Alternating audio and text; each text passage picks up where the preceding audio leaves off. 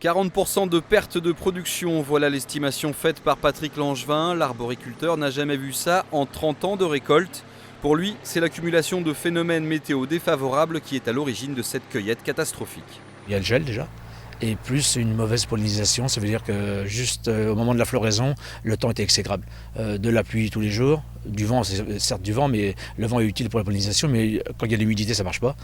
Donc tout ça réuni, il y a un tas de facteurs qui ont fait que. Le constat est le même sur l'ensemble du département. Les arboriculteurs ont pourtant fait le nécessaire en demandant le classement de la Sarthe dans les calamités agricoles.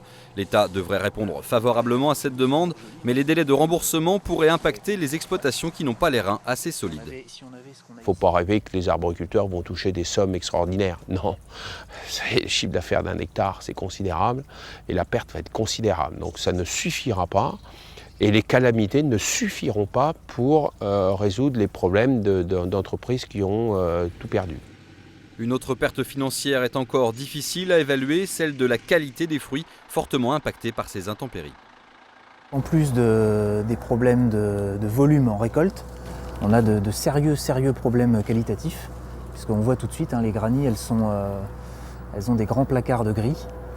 Donc ça, par exemple, ce genre de fruits-là, c'est non commercialisable à l'heure actuelle. Dernier impact économique, celui sur l'emploi. Le nombre de cueilleurs saisonniers a lui aussi baissé de presque 40% durant cette mauvaise récolte 2012.